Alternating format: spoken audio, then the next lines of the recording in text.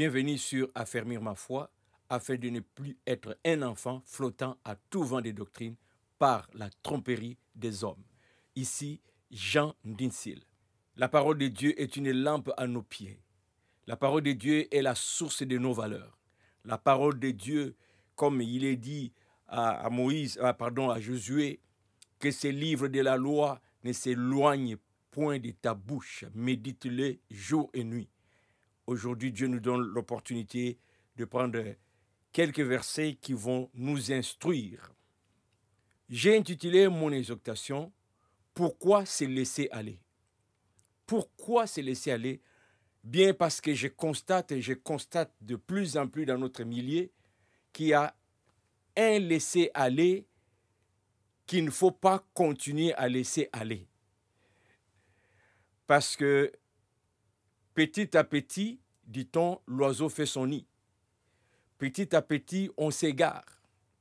Petit à petit, ce qui n'était pas normal va devenir normal. La parole de Dieu est une lampe. Elle a pour éclairer notre conscience. Eh bien, allons dans les Écritures pour parler de ces sujets. Pourquoi se laisser aller? Je suis dans Exode chapitre 32. Je commence la lecture au verset 21. Je vais aller jusqu'au verset 25. Moïse dit à Aaron, « Que t'a fait ce peuple pour que tu l'aies laissé commettre un si grand péché ?» Aaron répondit, « Que la colère de mon Seigneur ne s'enflamme point. Tu sais toi-même que ce peuple est porté au mal. Ils m'ont dit, fais-nous un Dieu qui marche devant nous. Car c'est Moïse, cet homme qui nous a fait sortir du pays d'Égypte. Nous ne savons ce qu'il est devenu. Je leur ai dit que ceux qui ont de l'or s'en dépouillent. Et ils me l'ont donné. Je l'ai jeté au feu et il en est sorti ses veaux.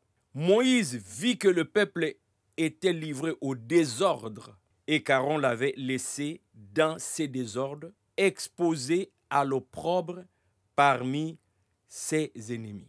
Dans ce texte, nous voyons Moïse qui se plaint, disant à Aaron, « Qu'est-ce que ce peuple t'a fait pour que tu l'aies laissé commettre un si grand péché? Pourquoi se laisser aller? Comment peux-tu laisser le peuple de Dieu se méconduire sous ton regard? Pasteur, comment pouvez-vous tolérer que les gens se méconduisent dans l'assemblée? Mon frère, ma soeur, comment peux-tu tolérer qu'autour de toi, dans l'assemblée, il y ait des gens qui se méconduisent et tu t'étais? Des gens qui vivent en désordre par rapport à la parole de Dieu et tu t'étais. Allons voir un autre verset. Dans Éphésiens chapitre 5, verset 11, l'apôtre Paul dit ceci. « Ne prenez point part aux œuvres infructueuses des ténèbres, mais plutôt condamnez-les. » Il nous est exhorté de condamner.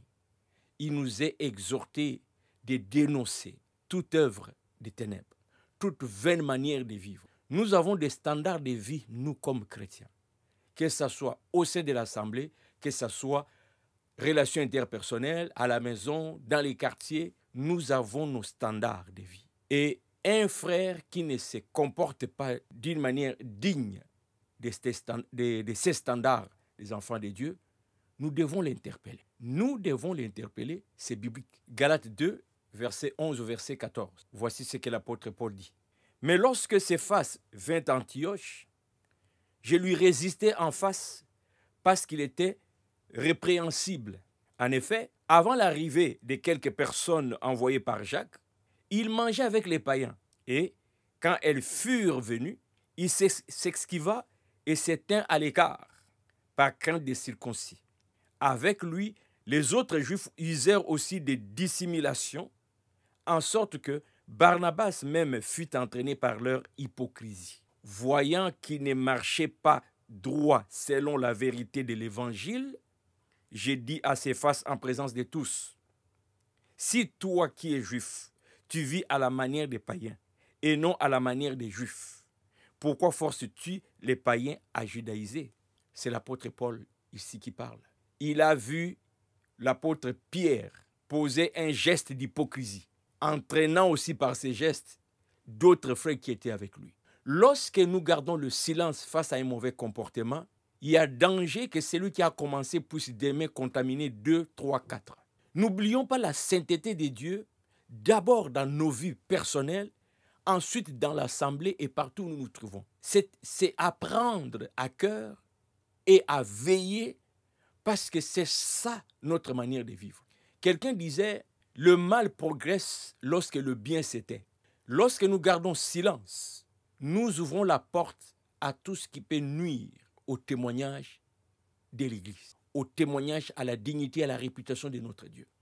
Je sais que dans notre milieu, il y a une phrase qui nous retient beaucoup, celle-ci, ne jugez point. Ça nous retient. Qui suis-je pour juger? Ah, tu m'as jugé. Ah, tu juges. Si le Seigneur le permet, je ferai une vidéo ou un enseignement là-dessus. Mais à la lumière de ces quelques textes que je viens de lire, il est clair que nous ne devons pas prendre part aux œuvres infructueuses. Il est clair que nous ne devons pas nous taire lorsqu'un frère se comporte d'une manière non digne. L'apôtre Paul fait des reproches à Pierre.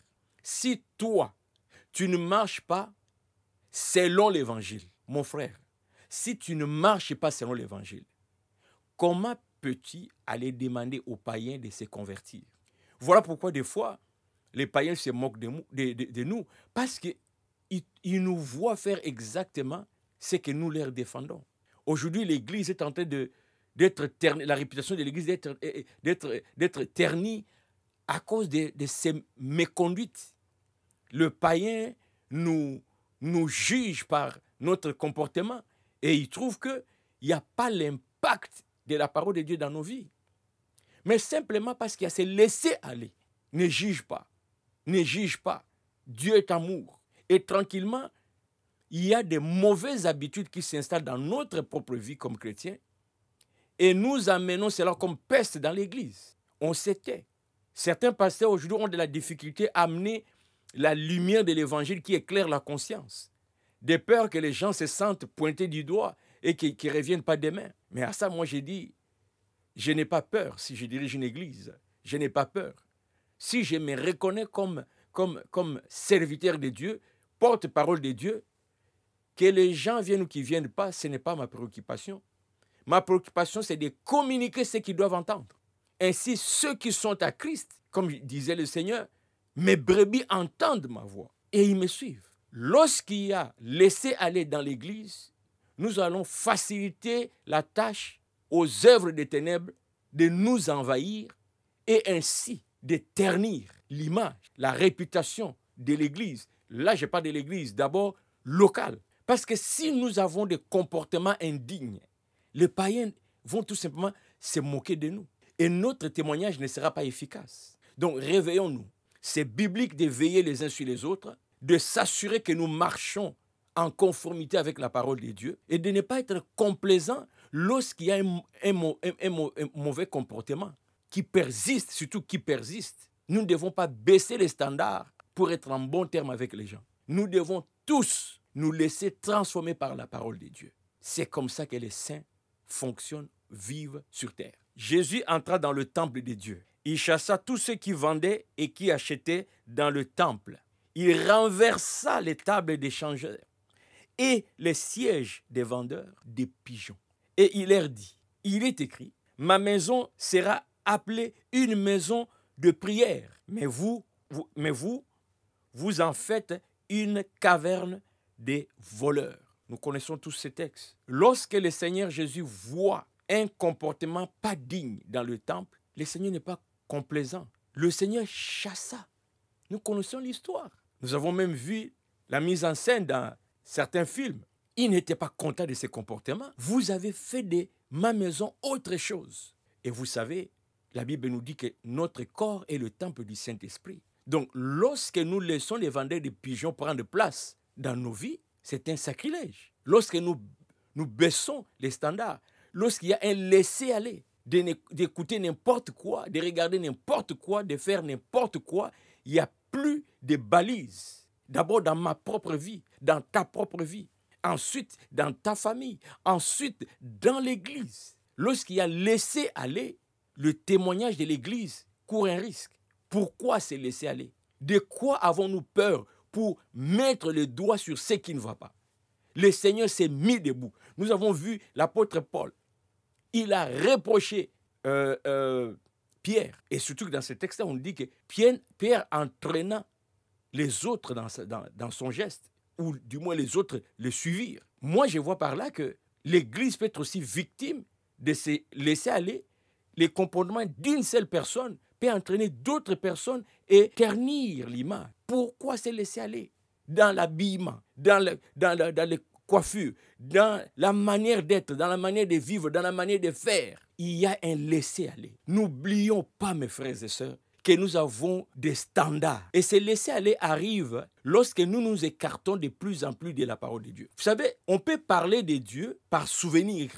Par souvenir. Un verset que j'ai entendu, un verset qui m'est resté dans la tête. Nous devons constamment nous plonger dans les Écritures, renouveler notre compréhension de Dieu, renouveler. Personnellement, je constate dans ma propre vie que j'ai besoin de ça, de me replonger, au lieu de rester avec des souvenirs, des textes que j'avais lus, que j'avais entendus. Je dois revenir. Je dois vraiment constamment me réviser dans la parole de Dieu. Constamment me réviser. Pas juste mémoriser un verset, l'Éternel est mon berger, et je serai la tête et non la queue. Comme si Dieu devient un bouclier pour nous, il est là pour... sa raison d'être, c'est de me protéger, sa raison d'être, c'est de répondre à mes besoins. Non, il est éternel, Dieu à qui nous devons louange, à qui nous devons révérence. Les dieux que nous devons honorer par notre manière d'être, de faire, de vivre. Mais cela n'arrivera pas si nous ne nous plongeons pas dans les Écritures. Et moins nous sommes dans les Écritures, plus il y aura laissé aller. Et plus il y aura laissé aller, nos églises vont devenir autre chose que ce qu'elles doivent être, le reflet du corps de Christ invisible. Ne soyons pas tolérants, ne soyons pas mous, naïfs, peureux, retenus, jusqu'à ce que le mal devienne un arbre qui porte des fruits dans nos vies, dans nos églises. Pourquoi se laisser aller? On ne veut plus interpeller les gens. Des peurs qui disent qu'on les juge. Mais ça, c'est parce que nous nous écartons de la parole de Dieu. Nous devons nous conformer, marcher comme Paul le disait à Pierre, marcher selon l'Évangile. J'espère que le Saint-Esprit vous a instruit. Partagez la vidéo, commentez. Et si vous n'êtes pas abonné, abonnez-vous. Et pour ceux qui me suivent aussi sur mon podcast, continuez de propager la bonne nouvelle en partageant. Et si vous n'êtes pas abonné, abonnez-vous. À la prochaine.